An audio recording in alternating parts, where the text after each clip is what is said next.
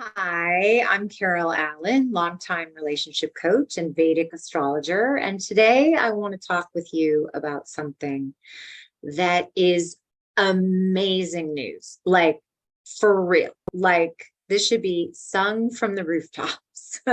So let's all collectively, after this, climb on the roof of wherever you are and like sing it to the world. Okay.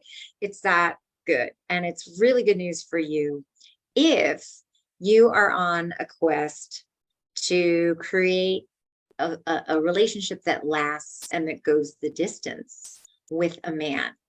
And so this is something I wish every girl knew by seventh grade. So if you have daughters, nieces, neighbors, like bring them with you to the roof. Okay.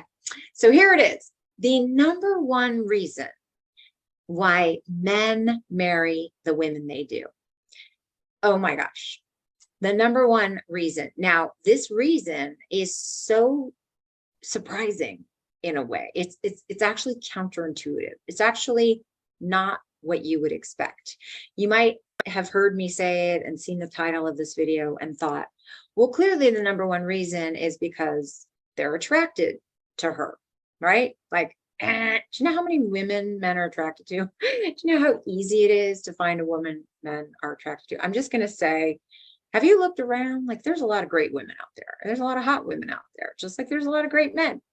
So that is not the reason. You might assume, oh, the number one reason is she has a sparkling personality. Like, really? Have you met a lot of people? Plenty of men marry women that don't especially have sparkling personalities. They might have lovely personalities or thoughtful personalities, but I'm here to tell you personality is not it. So it's not attraction, it's not personality. So then you might be thinking, oh, well, she must be impressive, right? She must have a great resume, went to the right schools, be from the right family. I mean, yeah, those things are nice, but no, that's not it either. Okay, so maybe you're thinking, okay, she's rich, okay, or maybe you're thinking like big boobs, right? As a 32 AA girl who got a guy to marry her, no, that is not why. And actually, that would fall under the attraction one again, right? So you might think positive attitude, right? Like, or, okay, I know what you're really thinking. You're thinking confidence. You're thinking men marry women with confidence. And you could argue that that's a feature of the reason. But I'm going to tell you the actual reason. I've tortured you enough. But it's none of those things. It's not attraction. It's not personality. It's not, you know, money. It's not being impressive and having the right like credentials, right? I mean, there's plenty of examples of men who had all kinds of options marrying women that didn't have great credentials, right? And I won't name names, but you can think of a few. Okay.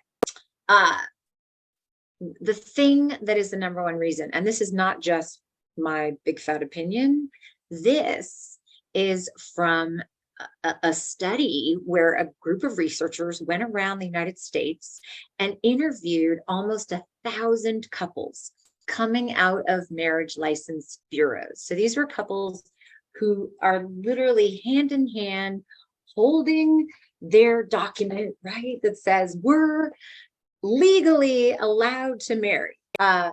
And they're literally like skipping out the doors, holding this document off to see the pastor or the minister or, you know, off to the chapel, right? And they separated the men from the women and they asked them a series of questions. And one of them is, why this person? Why not someone else from your past?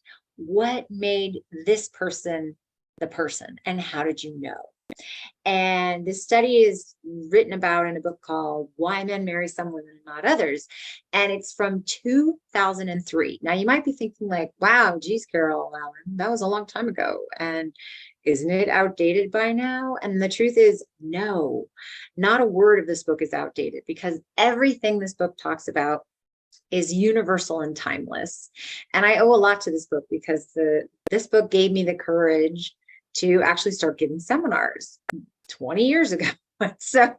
So I really encourage you to read the whole book and to watch the rest of this video, because I'm going to tell you what it says. So basically, what they found in interviewing almost 1,000 couples all over the United States of all walks, right? Old couples, young couples, blue bloods, gangbangers, brown, black, white, red, purple.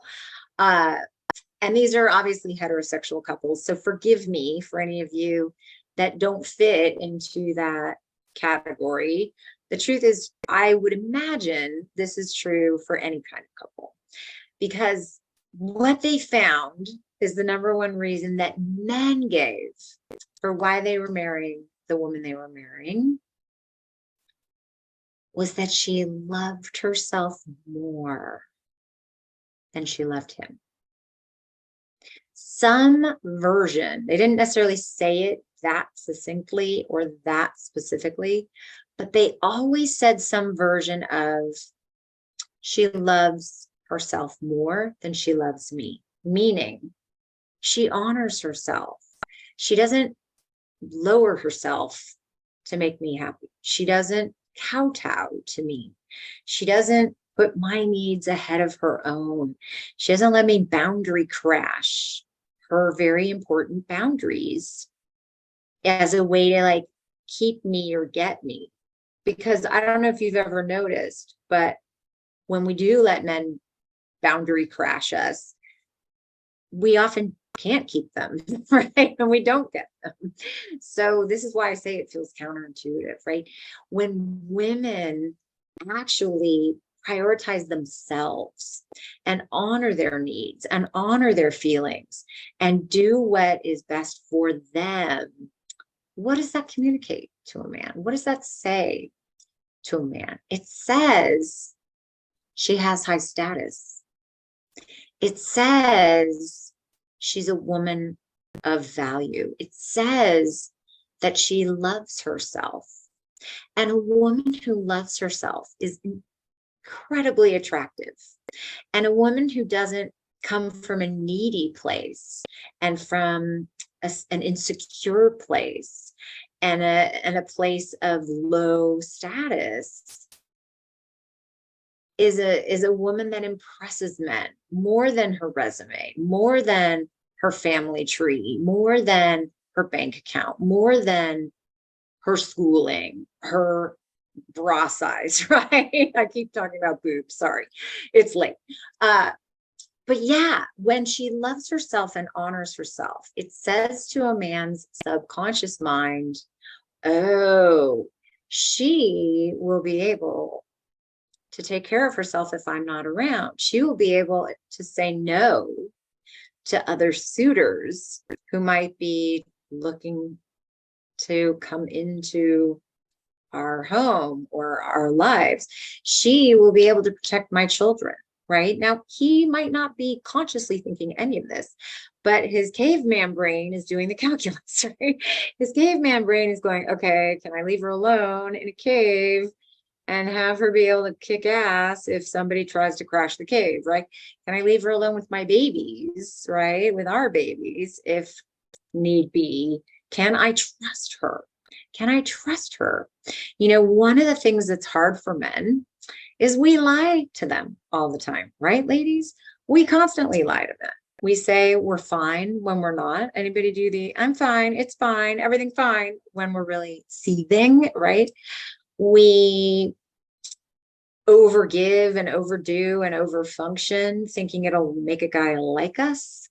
And then we get overly pissed when it doesn't work, right? So we're not always honest. And the more sensitive you are, and in my experience, people that turn to me tend to be very sensitive. The more sensitive you are, the more you fear disconnection. And so the more you want to please, and the more you will tend to put men's wishes first. And when you do that, it feels like this is what will make them love you, right? This is what will make them happy. This is what will make them choose you.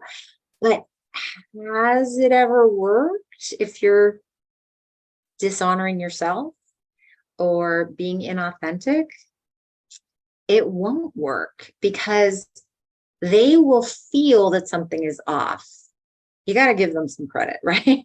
They will feel that something is off, and they will feel that you don't actually feel good about what you're doing, and that you aren't actually really fully engaged, that your heart isn't in it, right? And when your heart isn't in it, when your heart shuts, how can they feel connected to your heart? They can't, actually, because it's shut. And so for them to really fall for you and really want you, you have to stay open-hearted, and you have to stay in integrity with yourself. And you have to stay here and not go over there and leave yourself behind, right? You have to stay true to you. And there's nothing more attractive, no matter your height, your age, your background, your weight, your anything.